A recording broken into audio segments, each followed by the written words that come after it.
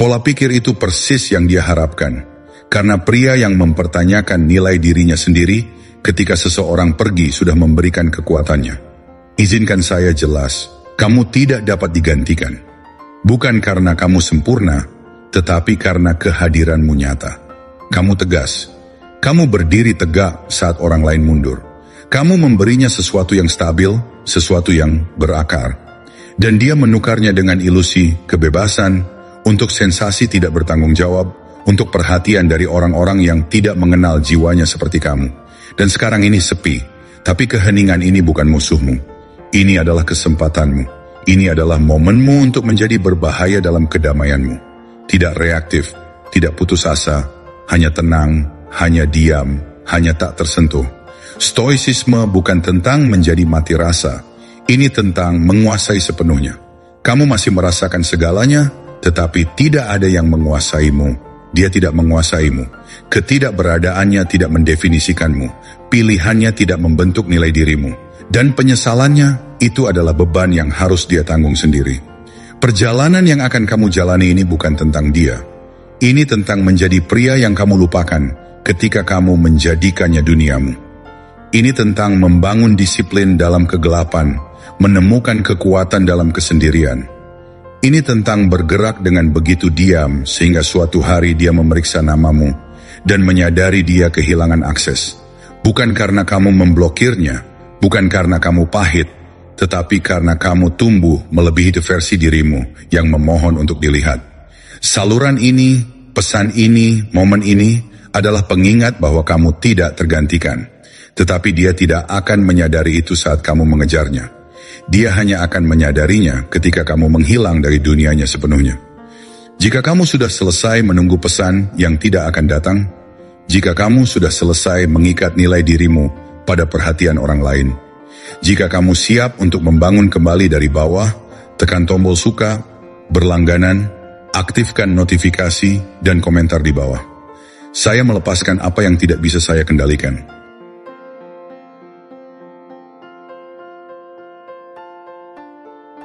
Nomor 1, rasa sakit adalah bukti bahwa kamu peduli, bukan bahwa kamu kalah. Rasa sakit yang kamu rasakan berat, itu mengendap di dadamu, di balik matamu, dalam keheningan kamarmu di malam hari. Dan ya, itu nyata. Tapi jangan salah paham. Rasa sakit itu tidak berarti kamu kalah. Itu berarti kamu peduli. Kamu hadir. Kamu peduli dengan mendalam. Kamu mencintai sepenuh hati. Dalam dunia di mana kebanyakan orang terlalu takut untuk merasakan sesuatu yang nyata, kamu cukup berani untuk mengambil risiko dengan hatimu. Itu bukan kelemahan, itu kekuatan. Lihat, dunia modern mengajarkan pria untuk menyembunyikannya, berpura-pura tidak merasakan, berpura-pura acuh tak acuh. Tapi stoicisme bukan tentang berpura-pura, ini tentang menguasai. Pria stoik tidak menyangkal rasa sakitnya. Dia menghadapinya secara langsung. Dia duduk bersamanya, mempelajarinya, belajar darinya. Dia tidak meminum untuk melupakan, merokok untuk melupakan, atau mengirim pesan untuk melupakan. Dia membiarkannya, mengajarinya, tanpa membiarkannya mengendalikan dirinya. Rasa sakit adalah gema dari sesuatu yang penting. Dan ketika kamu terluka, mudah untuk berpikir kamu adalah yang kalah dalam cerita. Tetapi inilah kebenarannya. Orang yang pergi dari sesuatu yang nyata bukanlah yang kuat. Mereka hanyalah yang tidak bisa menghadapinya. Cinta yang nyata membutuhkan kehadiran, komitmen, dan kekuatan emosional. Jika dia tidak bisa menemui kamu di sana, itu adalah kesalahannya, bukan kamu. Tetapi sekarang, rasa sakit adalah milikmu untuk diproses, bukan untuk dihindari. Kamu tidak menjadi lebih kuat dengan menghindarinya. Kamu menjadi lebih kuat dengan menghadapinya, dan keluar dari sisi lain tidak berubah di inti, tetapi lebih tajam di pikiranmu. Itu adalah jalan stoik. Emosi adalah bagian dari pengalaman manusia, tetapi emosi adalah alat, bukan penguasa. Jika kamu bertindak dari rasa sakit, kamu menciptakan lebih banyak rasa sakit. Kamu mengirim pesan, kamu memohon untuk mendapatkan jawaban, kamu menggulir umpan beritanya seolah-olah kamu akan menemukan penutupan dalam sebuah cerita yang difilter. Tidak ada yang baik yang pernah datang dari mengejar melalui emosi. Tetapi ketika kamu merasakan dorongan untuk bertindak dari rasa sakit dan kamu memilih ketenangan sebagai gantinya, itulah saat kamu menjadi berbahaya. Itulah saat kamu bangkit. Rasa sakitmu bukan musuhmu, itu kompasmu. Itu mengarahkanku menuju pertumbuhan, menuju disiplin, menuju menjadi versi dirimu yang tidak lagi patah ketika orang lain meninggalkannya. Jika kamu sudah selesai membiarkan emosi mengalihkan kekuatanmu, jika kamu siap untuk duduk dengan rasa sakit sampai itu mengajarkanmu sesuatu, komentar di bawah. Saya menguasai emosi saya. Mereka tidak menguasai saya. Nomor 2. Kehenangannya bukan kedamaian. Itu adalah permainan kekuasaan. Kamu berpikir keheningannya berarti dia sudah move on, bahwa dia damai, bahwa dia di luar sana tidak terganggu, sementara kamu berputar-putar dalam pikiranmu. Tidak. Keheningan itu bukan penutupan, itu strategi. Apakah dia menyadarinya secara sadar atau tidak, itu dirancang untuk membuatmu mempertanyakan dirimu sendiri. Itu adalah ujian psikologis, permainan kontrol, taktik gelap yang berpura-pura sebagai jarak emosional. Ketika seorang wanita menjadi diam, dia tidak selalu selesai. Dia mengamati, dia menunggu. Dia ingin melihat apakah kamu akan retak, apakah kamu akan menyerah, apakah kamu akan mengejarnya. Keheningan itu adalah umpan. Dan kebanyakan pria terjebak. Mereka menghubungi, mereka memohon untuk mendapatkan kejelasan, mereka menulis paragraf kepada seseorang yang berhenti memberikan mereka kalimat. Itu persis apa yang dia inginkan. Bukan karena dia ingin kamu kembali, tetapi karena dia ingin tahu bahwa dia masih memiliki ruang dalam pikiranmu. Izinkan saya memberitahu kamu sesuatu. Respons kamu terhadap keheningannya menentukan apakah kamu tetap terjebak atau bangkit. Kebanyakan pria panik dalam keheningan. Mereka salah mengartikan keheningan sebagai ketidakhadiran. Tetapi pria stoik tidak terkejut. Dia tidak membutuhkan suara untuk merasa aman. Dia tidak memohon untuk mendapatkan jaminan. Dia membangun dalam keheningan karena dia tahu ketenangan adalah kekuatan. Keheningan dia bukan kekosongan, itu adalah arena. Dan di arena itu, orang yang tetap tenanglah yang menang. Kamu tidak memecahkan keheningan. Kamu tidak mengejar validasi. Kamu memiliki kesendirianmu seperti seorang raja memiliki tahtanya. Karena begitu dia melihat kamu tidak bereaksi, tidak menyerah, tidak menggapai, sekarang dia yang merasakan ketidaknyamanan. Sekarang dia yang bertanya-tanya apakah dia benar-benar pernah memiliki kekuasaan atasmu sejak awal. Disinilah psikologi gelap bertemu dengan kontrol emosional. Kamu membalikan kerangka, kamu berhenti memainkan permainannya dengan menolak untuk menjadi bidak. Kamu menjadi misteri yang tidak dikenal, dan tidak ada yang lebih menghantui pikiran daripada pria yang pergi tanpa perlu menjelaskan dirinya. Biarkan dia bertanya-tanya. Biarkan dia duduk dalam keheningan yang dia ciptakan. Jangan berjuang untuk mendapatkan kejelasan. Ciptakan itu dalam dirimu sendiri. Disitulah kekuatan nyata berada. Bukan dalam mengendalikan orang lain, tetapi dalam mengendalikan reaksi kamu terhadap mereka. Jika kamu sudah selesai menanggapi permainan, jika kamu siap untuk menggunakan keheningan sebagai senjata alih-alih luka, komentar di bawah. Keheninganku adalah kekuatan, bukan penyerahan. Nomor 3, berhentilah menjelaskan dirimu kepada seseorang yang sudah pergi. Kamu terus memutar ulang percakapan dalam kepalamu, memikirkan apa yang seharusnya kamu katakan, apa yang bisa kamu jelaskan dengan lebih baik, seolah-olah kata-kata yang tepat akan membuatnya tetap. Seolah-olah kejelasan akan mengubah pilihannya. Tetapi mari kita jujur. Dia sudah pergi jauh sebelum perpisahan. Dia berhenti mendengarkan sebelum kamu berhenti berbicara. Dan masih di sini kamu, menulis pesan yang tidak akan kamu kirim. Berlatih pidato dalam kepalamu. Masih mencoba menjelaskan dirimu kepada seseorang yang membuat keputusan untuk pergi. Itu bukan cinta, itu putus asa. Dan saatnya untuk memotongnya. Penjelasan tidak memperbaiki ketidakhubungan. Jika seseorang menghargaimu, mereka tidak membutuhkan rincian niatmu. Mereka merasakannya, mereka melihatnya. Tetapi ketika mereka mulai menciptakan jarak, ketika mereka menghilang, ketika mereka menghindar, ketika mereka butuh waktu, mereka tidak mencari jawaban. Mereka membeli waktu untuk memudar tanpa pertanggungjawaban. Semakin kamu mencoba untuk membenarkan dirimu, semakin sedikit kekuatan yang kamu pegang.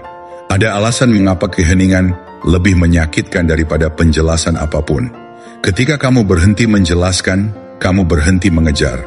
Dan ketika kamu berhenti mengejar, kamu berhenti berdarah. Setiap kali kamu mencoba membuktikan nilai dirimu kepada seseorang yang sudah meninggalkan ruangan, kamu menguras dirimu. Kamu merendahkan dirimu karena pesan menjadi jelas. Kedamaian saya bisa dinegosiasikan jika itu berarti menjaga kamu tetap ada. Tidak, itu berakhir sekarang. Kamu tidak memohon kepada seseorang untuk memahami hatimu ketika mereka sudah memilih untuk salah paham. Kamu tidak memohon kasusmu seolah-olah kamu sedang diadili karena mencintai dengan dalam. Kamu pergi tanpa pernyataan penutup. Karena langkah kekuatan yang sebenarnya bukanlah membuktikan bahwa kamu benar. Itu menjadi begitu solid dalam siapa dirimu sehingga kamu tidak lagi memerlukan persetujuan mereka. Itulah stoicisme, itulah kontrol emosional, itulah kejelasan gelap. Kamu berhenti menjelaskan dan membiarkan ketidakhadiranmu berbicara.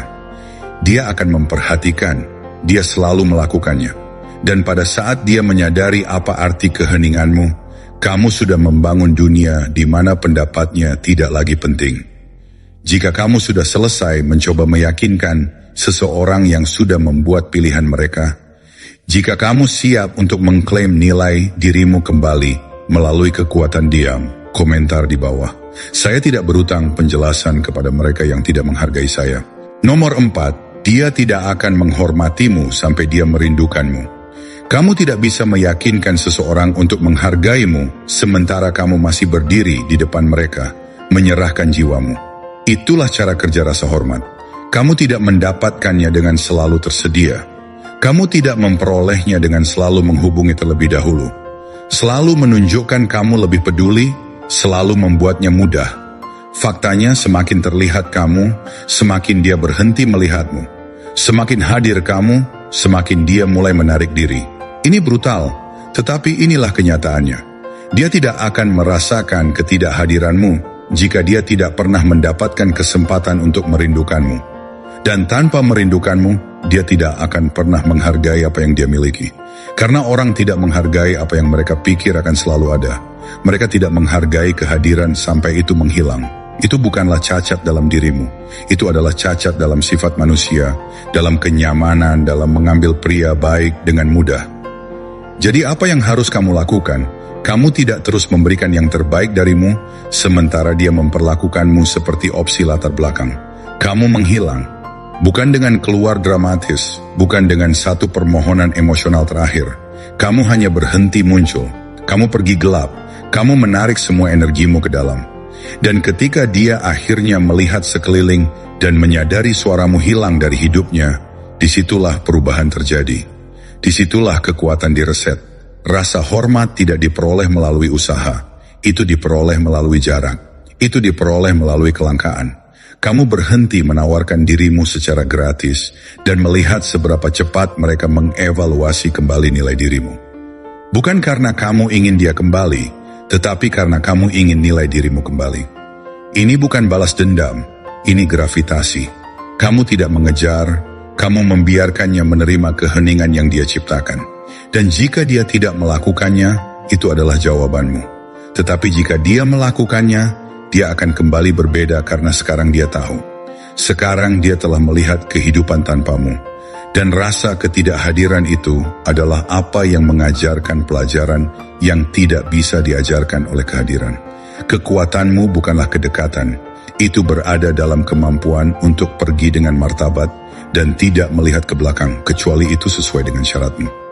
Jika kamu sudah selesai menjelaskan nilai dirimu, jika kamu siap untuk membiarkan ketidakhadiranmu berbicara lebih keras daripada kata-kata yang pernah bisa, komentar di bawah. Dia belajar nilai saya dalam keheningan saya, bukan dalam kehadiran saya. Nomor 5, keterikatan menarik, putus asa, menjauhkan.